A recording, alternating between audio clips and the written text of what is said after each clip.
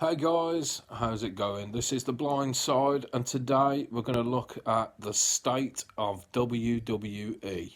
Now, if you're not familiar with WWE, I'm guessing you're not into wrestling. WWE used to be the WWF up until the early 2000s. And the thing is, like, I'm a big fan. I have been a big fan since the early 90s, to be completely honest with you. My favourite wrestler of all time is Bret the Hitman Hart, without doubt. The Undertaker and Stone Cold are right up there with him as well.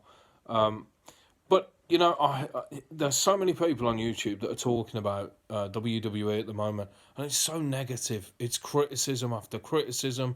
There hasn't been a good show, a good Raw or a good SmackDown this year, and blah blah blah blah. See, my take on it is, I think the problem is with these people. They've been fans for so long, and they remember the glory days of the Attitude Era, you know. And I don't think you can compare the current product to previous years because, well, let's just look at the current champions. The WWE champion is Jinder Mahal at the moment. Quite why they decided to put the belt on him in the first place, who knows? I think they've kept it on him. I really do think that Vince McMahon gets a kick out of doing the opposite of what people want, to be honest with you. I mean, you only have to look at Roman Reigns. There's another guy who was pushed into the top scene and was the number one guy, Vince's number one guy. But of course, there are more popular superstars that just don't get a break. I'm thinking of people like Sami Zayn. I mean, AJ Styles. Why is AJ Styles not competing for the WWE title on SmackDown? He's one of the best wrestlers in the world. He's over with the fans. I don't get it, but it's creative. That's the problem. You could argue that the current roster is the most talented individuals collectively that there has ever been in any wrestling organisation. And I'm going back to WCW when they had a plethora of talent that they'd taken from the WWF at the time.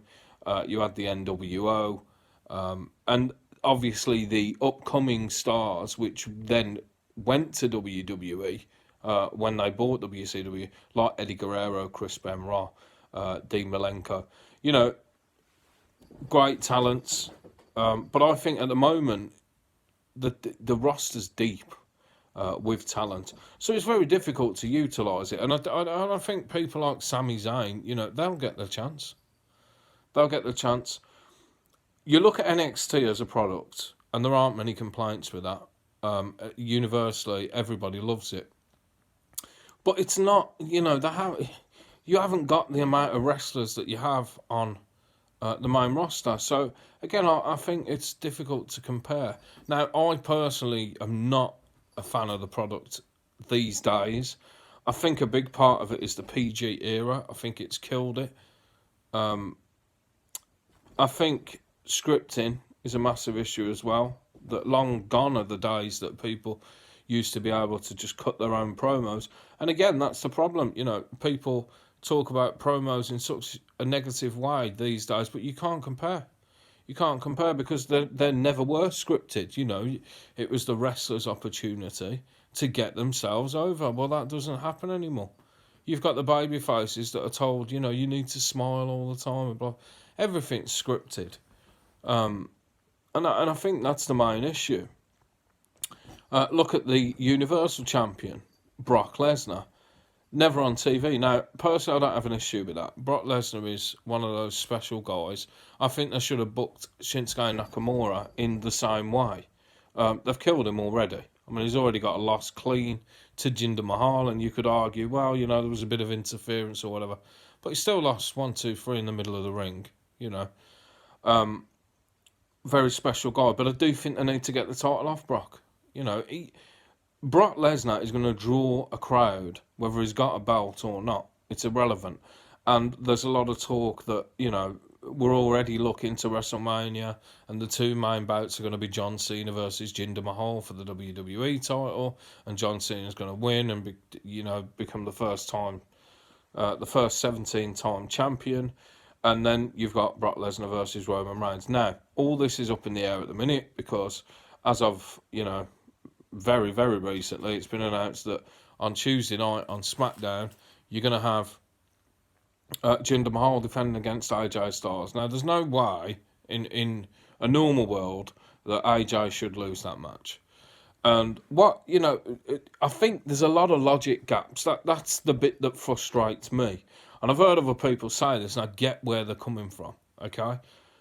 We all know that it's predetermined, but make it believable, make it entertaining, all right? You've got a babyface commissioner and a babyface general manager in Shane McMahon and Daniel Bryan on SmackDown. Okay, so why then? You've had Jinder Mahal as champion winning in exactly the same way with them two stupid Singh brothers, whatever they're called, interfering, and then him picking up the wins with one of the worst finishing moves, the Colossus, in the WWE. So why haven't they stepped in and said, no more interference? It doesn't make sense. It doesn't make sense. It didn't make sense that he was the champion in the first place. It doesn't make sense that he's still champion.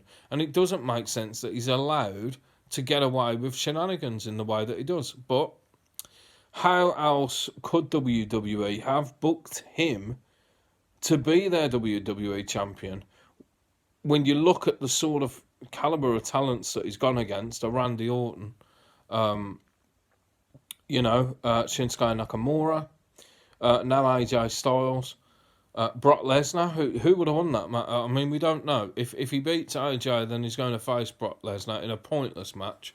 Again, in a real world, that match should be over in 30 seconds. Brock Lesnar should absolutely annihilate him. I can't see it happening. I'm going to keep my thoughts to myself about it because we don't know what's going to happen against AJ Styles. I'd love AJ to win, and I would love to see an AJ Styles Brock Lesnar match. Is this part of WWE's retaliation? Because, of course, we know now that Chris Jericho's defected to New Japan Pro Wrestling and will take on Kenny Omega at the upcoming Wrestle Kingdom 12 in January. It could be. I mean, look at the Survivor Series. It's supposed to be one of the big 4 pay-per-views, and at the moment you look at the matches, nobody cares about any of them, really. I mean, you've got 2 heel women's champions that are going to be fighting each other. You've got your US and your Intercontinental champion. Nobody cares. The matches don't mean anything. They've all of a sudden made this the pay-per-view, that the only pay-per-view where Raw and SmackDown can go against each other. Well, they haven't mentioned that all year. If you're going to book it that way, brilliant. But make it matter. Make it mean something. I think the current product is nowhere near as good as it has been in the past. But I don't think you can compare it because there are different people in charge creatively. Vince McMahon is older now, and I don't think he's in touch with what the fans want anymore. If he is, then he relishes in going against what they want, And to be fair, I guess his argument would be, well, you're going to watch anyway. So people talk about the viewing figures going down. But again, it's a different world, The 10 million people that used to tune in the late 90s, it's not to say that they're not still watching it, but you can watch it free on YouTube now, and with all the reaction videos going on every Monday night and every Tuesday night, you've got the WWE Network, of course. You've got Hulu. There's loads of different ways for people to, and most people don't want to sit through 5 hours of wrestling a week, so they'll just go to the WWE YouTube channel and look at the highlights. And to be fair, their videos get a lot of views. So who knows what it is? I don't know. I think something needs to change. I would get rid of creative personally and start again. But then I suppose the question will be, who'd you get in? I don't know the answer to that. You always get excitement when old stars are coming back to the ring. There's been mentions that Stone Cold, perhaps, obviously Shawn Michaels is getting involved with NXT, and that will generate excitement. But they're not building their current roster in the way. I mean, you think about the top 10 WWE superstars of all time. Would any of the current roster go in there? No, they wouldn't. Should they? Well, AJ Styles should be right up there with the very best in the world. He's been consistently brilliant for years, but he's not been booked properly. Shinsuke Nakamura, great talent, fantastic, worldwide fame.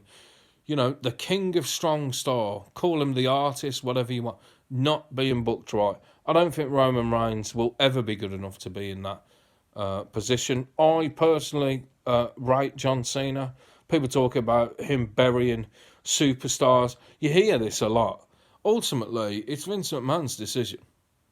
You know what I mean? Even if John did say, I think we should win this match because blah, blah, blah.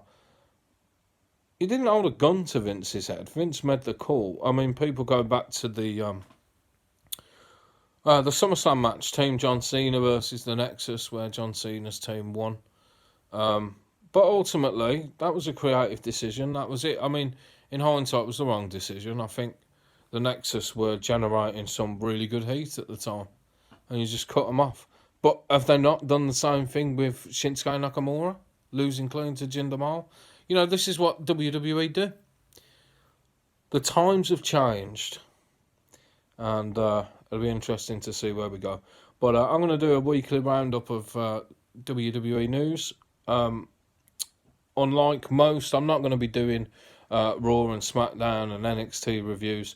There'll just be one program that goes out in one video where I sum up the main points. So we're going to kick that off next week. And this is The Blind Side. Speak to you soon.